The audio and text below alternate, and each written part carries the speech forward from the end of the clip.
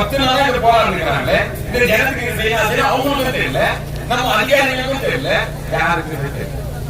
இப்போ ஒரு தாய்க்கு தான் தெரியும், பிள்ளைகளுடைய வருமே அந்த கஷ்டம் ஒரு தாய் தான் தெரியும். இப்ப நான் தாயெல்லாம் எந்த தாயுமே பிள்ளைகளுக்காக வீட்டு வேலை செய்வா, சாமான் கழுவாங்க, ரோடு பெருக்குவாங்க, வேலை யாருக்காக பிள்ளைகளுக்காக. நான் உங்களுக்காக என் பிள்ளைகளுக்காக உயிர் கொடுக்கிறது மூலமாக வந்திருக்கிறேன். மேனேஜ்மெண்ட் என்ன பண்றாங்க, நீங்க கேட்கறது என்ன, கஷ்டப்பட்டோம் எங்களுக்கு சமம் ஏற்றி கொடுங்க கேட்கலையா, அவகாசம் கேட்கலீங்க இல்ல அவங்க கேட்கலையா. இப்போ அன்னைக்கு 10 ரூபாய் வித்த ஒரு கேஜி அரிசி இன்னைக்கு 50 ரூபாய். மாசத்துக்கு நீங்க மாசம் கஷ்டப்பட்டு 10,000 பண்ண எந்த பண்ணணும், எந்த பண்ண மாட்டோம். இப்ப வெளியாடுகளை வரையில 30,000 40,000 கொடுக்குறாங்க. அந்த மாதிரி பாட்டு அப்ப நம்ம கேட்க எதுக்கு சொல்லிக்கிட்டு இருக்கணும் சொல்லுங்க. கேரள வேற ஞாபகம் பார்க்கணும் ரத்தம் கேட்க பண்ணி கேட்க ரத்தம் உயிர் கொடுத்துதான் தெரியும், உயிர் எடுத்துதான் தெரியும். மோசமான தெரியாது நம்ம சேர்த்துருக்கு.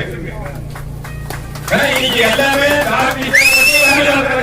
காலையில 4 மணி போய் 12 மணி வராங்க. இருந்தாலும் இங்க இருக்கிற மேனேஜ்மெண்ட் இப்போ நானே நம்ம ஜனத்துக்காக அம்பேத்கர் சங்கத்தில் இருந்து பாபாசாஹேப் அம்பேத்கர் சங்கத்தில் எங்காலும் மண்ணை வைக்கிறமே எல்லாரும் ஒன்று கூடிட்டாங்க.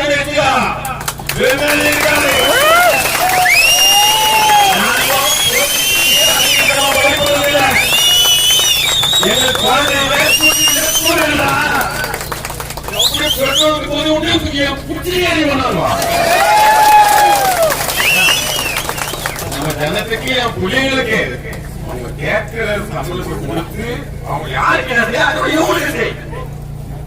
கஷ்டப்பட்டு 30-40 வருஷமா கஷ்டப்பட்டு இருக்காங்களோ அது நீ செய்யறதுக்கு நல்ல மாதிரி வருஷம் நடந்து உங்களுக்கு திருப்பி வேலை வெட்டி கொடுத்து ஒரு நல்ல மாதிரி பண்ணிட்டா நீ ஜெயிச்சிட்ட.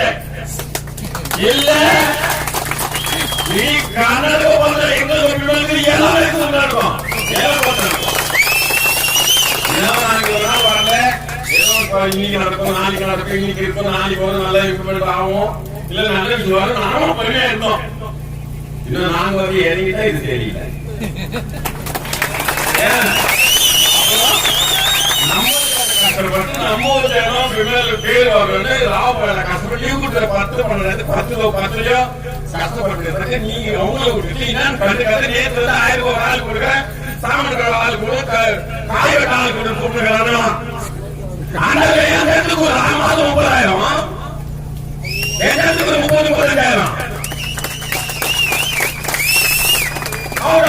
30,000 வேலைக்கு இதெல்லாம் நல்லா இல்ல. இந்த சாபம் எங்களுடைய சாபம், இந்த பிள்ளைகள் கஷ்டப்பட்டு சாபம், அவங்க குழந்தை குடி அவங்க போராட்டப்பட்டு சாபம் சும்மா விடறவனே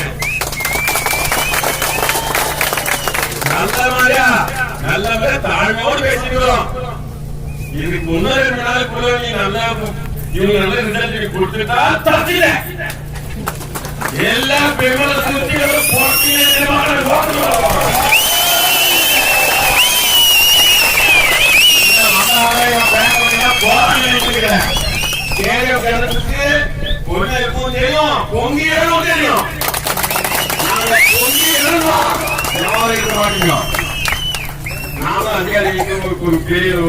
அதிகாரிகளுக்கு சொல்லிக்கிறது என்னன்னா, பேசுறீங்க குழந்தைங்க மொழி திருப்பி பண்ணி பண்ணி மொழி போச்சு.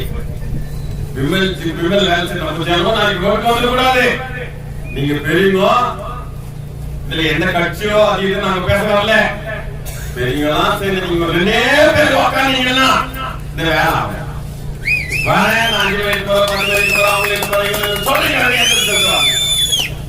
இல்ல நாங்க செய்யணும், எங்களால முடியும். பாபா சாஹேப் அம்பேத்கர் கொடுத்த காரணங்களுக்காகவும் அவர் சமீபத்துல எந்த ஒரு சனம் ஒப்பந்தா அவரை தடுக்கிற ரிசல்ட் கொடுத்து என் புலிகளை வாழ்க்கை வழி செய்துட்டா நீ தப்பிச்சுக்கிறேன். இப்ப சொல்றேன் எங்க போனாலும் விட மாட்டோம். நல்ல இன்னொரு நாள் பார்க்கலாம். பார்த்துட்டு நல்ல விஷயம் எங்க சொல்லி அவங்க சந்தோஷம் எனக்கு பெரிய சந்தோஷம் இல்லையா? கர்நாடக மாநில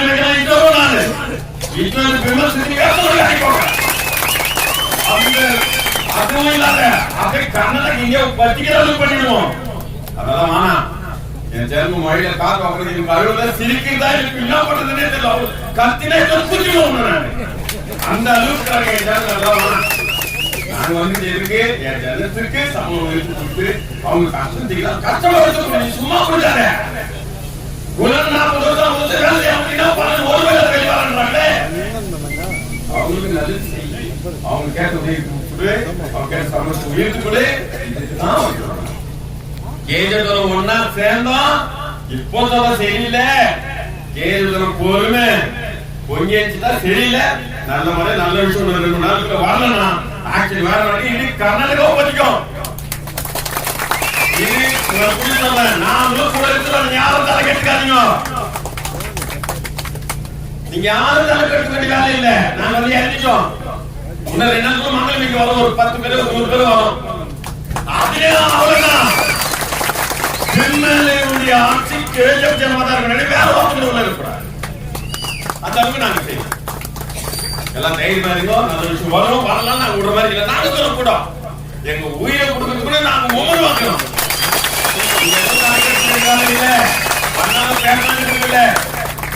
நாங்க இப்ப சொல்ல எல்லா நாங்க கமிட்டி போட்டு எங்க முதல்ல டெலிவரி பேசிருக்கிறோம் தெரியும். நம்மளுக்கு குழந்தையில குட்டியில ஒரு நாடு வாழ்ந்தவா எல்லாம் அவன் 1000 பேரும் சரி நாங்க 10 பேரும் சரி. அவன் எவ்வளவு போய் என்ன கிடைச்சிட்டோம். நாங்க ஒரு 100 பேர் வரோம். அவங்கள நாங்க பார்ப்போம். ரொம்ப கம்மியா ஏதாவது பேசுறதுக்கு உங்களுக்கு துக்கம் ஆச்சு. ஏன்னா நம்ம ஜனப்படி வாடி நிக்கிறீங்கள இருக்கிறவங்க எப்படி தள்ளி இல்லாத அத்தையில மீனிக்கிற கேட்கணும். இந்த 10 நாள் உங்க பிள்ளைங்க உங்க வீட்டுல அப்பா அம்மா எல்லாம் சாப்பிட்டாடா சாப்பிட எனக்கு ஒண்ணுமே தலையில அப்படி இருக்குது. நான் ஒரு ஸ்டேஜ்ல கண்டிப்பா நானே காப்பாடுறேன். இல்லையே பார்ப்போம். ஆனா இன்னைக்கு 10 நாள் ஆயிக்கலாம் 100 நாள் ஆயிக்கலாம். அவன் வந்து நல்ல விஷயம் சொல்ல வரைக்கும் உங்க ஆசிரியர் இல்லையா கூட நானும் அப்புறம் பாக்கிறான் ஓரிகள் ஆயிடும். அந்த 2 நாள் 19 ரிசல்ட் கொடுக்குற விஷயம் எங்க வந்துச்சு காலையில போன்ல. நீ எல்லாம் போவாதுன்னு சொல்றாங்க. நீங்க போனா வேற மாதிரி ஆயிடுமா? என் சனமுக்கு நீ வைக்குமாடா? என் ஜனம் வைக்கும் வந்துட்டு இறங்கிட்டு நான் வருவாங்க. என்ன 19 தேதி பார்க்கலாம். 20ஆம் தேதி அவன் தலையெழுத்த இதுதான் நடக்கும். எனக்கு மனுஷ சமம் ஏன் கேட்கல. நம்ம யாருக்கும் பாவம் செய்யல, யாருக்கும் துரோகம் செய்யல. அவன் புடிச்சு நம்ம கேட்கல. நம்ம கஷ்டப்பட கேட்கிறோம். நமக்கு பாபா சாஹேப் அம்பேத்கர் இருக்காரு, தேவை இருக்குது. நம்ம போற வழி நேர் வழியா நல்ல நடக்க தைரியமா இருக்கணும். எல்லாருக்கும் தெரியும். நமக்கு 11,000 ரூபாய் நன்கொடையாக கொடுத்திருக்காங்க. அதுக்கும் அவங்களுக்கு இந்த கூடிய கம்பெனி சார்பாக நன்றியை தெரிவிக்கணும். அடுத்தபடியாக நம்முடைய ஜோதிபாசன் அவர்கள் பேசும்படியாக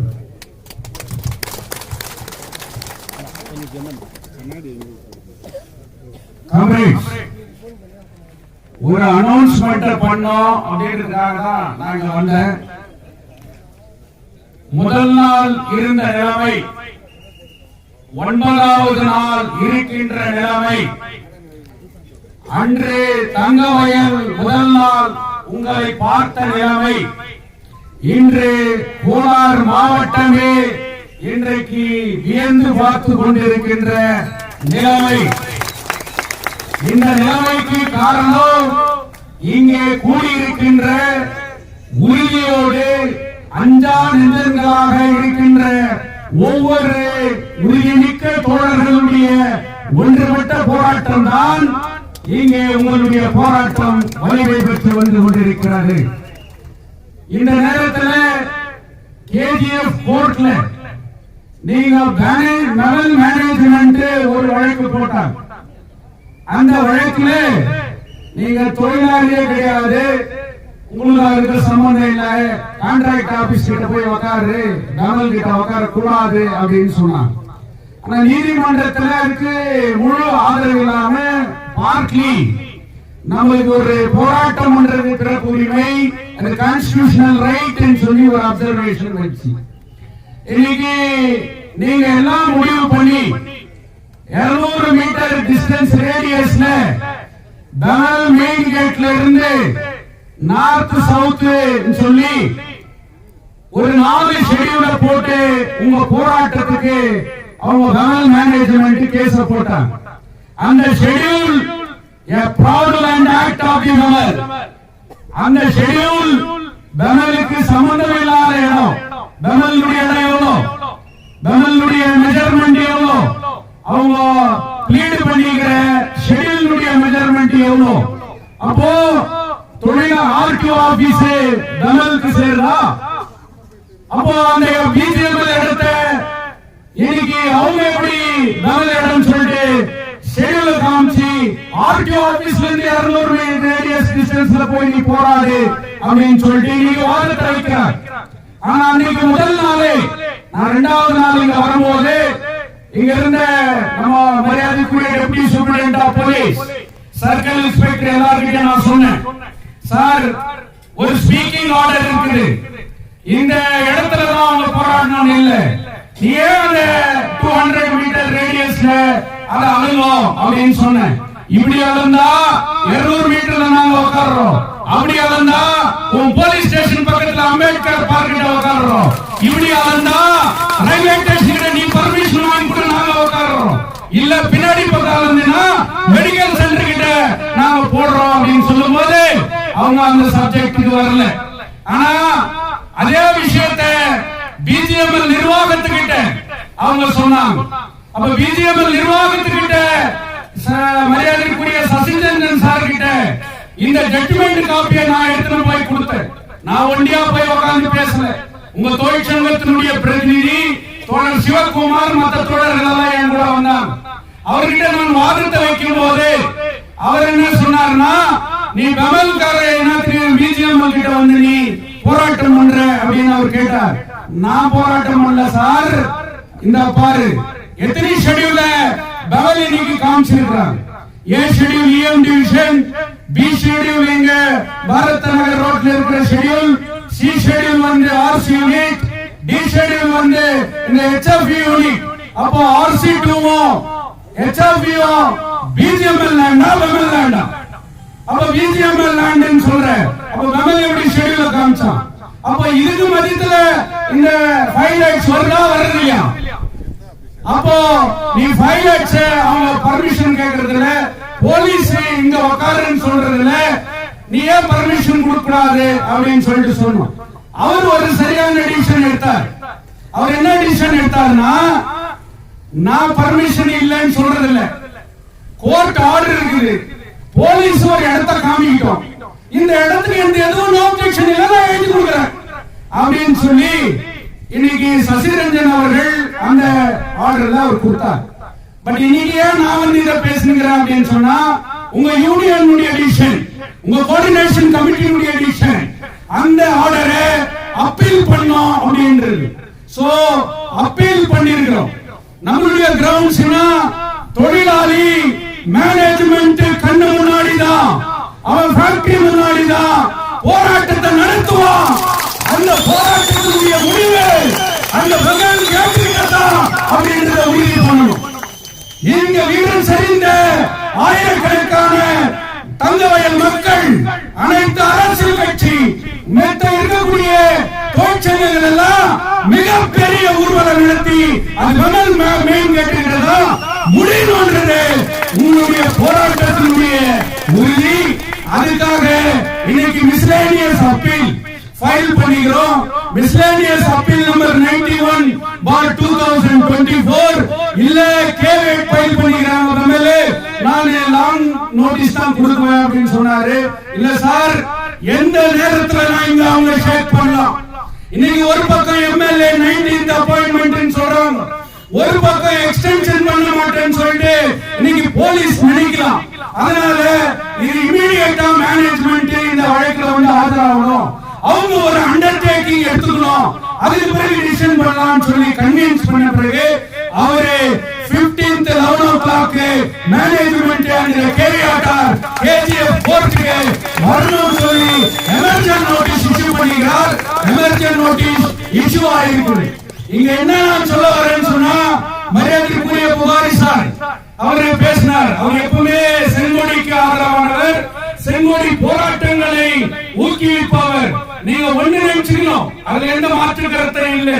தொழிலாளி வர்க்கத்திற்கு குரல் கொடுப்பது செங்கோடியை தவிர வேறு யாரும் இல்லை. தங்க வழியில் எட்டப்பெல்லாம் உதயமாகிறான், இயேசுநாதரை காட்டி கொடுத்த யூதாஸ் எல்லாம் உதயமாகிறான். எப்படியாவது இந்த போராட்டத்தை சீர்குலைக்கணும்னு சொல்லிட்டு பல்வேறு சக்திகள் இங்கே செயல்பட்டு வருகிறது. அவர்களுடைய முகத்திரையை கிழிக்கின்ற வகையிலே செங்கொடியை யாராலையும் எவனாலையும் அசைத்து பார்க்க முடியாது என்பதை நிரூபிக்கின்ற வகையிலே இந்த போராட்டம் அமைய வேண்டும். அதற்கு நீங்கள் உறுதியோடு அமர்க்க வேண்டும். நிறைய மெடிக்கல் சென்டர்ல இருக்கிற ஸ்டாஃப் என்கிட்ட கிளாரிபிகேஷன் பண்ணாங்க.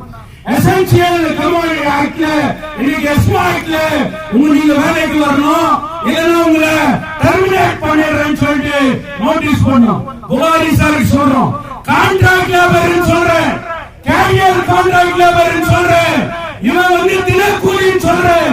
தினக்கூலிக்கு எஸ்மா ஆக்ட் அப்ளிகபிள் ஆகுதா?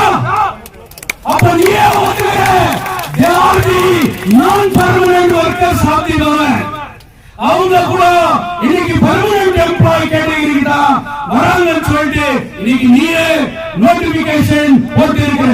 சகோதரிகள் யாரும் அந்த தேவையில்லை. நிர்வாகம் எந்த விதமான நடவடிக்கையும் எடுக்க முடியாது. எடுப்பார்களே ஆனால் உங்களை நிரந்தர தொழிலாளி என்று அவர்கள் முடிவு செய்தால் மட்டுமே உங்கள் மீது நடவடிக்கை எடுக்க முடியும் என்பதுதான் இன்னைக்கு இருக்கக்கூடிய சட்டத்திற்கான முறையீடு. நீங்கள் சட்ட ரீதியாக போராட்டம் பண்றீங்க, நீங்க ஊரே ஒன்றுபட்டு இருக்கிறது. எந்த சூழ்நிலையிலும் யாருடைய பேச்சையும் கேட்டு, எந்த யூடியூப் ஸ்பீச்சையும் கேட்டு நீங்கள் திசை திரும்ப கூடாது. இன்றைக்கு சதி வலைகள் பின்னப்படுகிறது. தொழிலாளர்களுடைய போராட்டத்தை திசை திருப்புகின்ற வேலைகள் இங்கே நடந்திருக்கிறது. அதனால் தொழிலாளர்கள் எந்த சூழ்நிலையிலும் யாருக்கும் அஞ்சாமல் வீறு கொண்டு நில்லுங்கள். சட்ட ரீதியாகவோ உங்களுக்கு நாங்கள் உடனிருப்போம் என்று சொல்லி எனக்கு வாய்ப்பு கொடுத்தமைக்கு நன்றி கூறி முடித்துக் கொள்கின்றேன். என் குலாப் ஜில்லாவார், ஒர்க்கிங் கிளாஸ்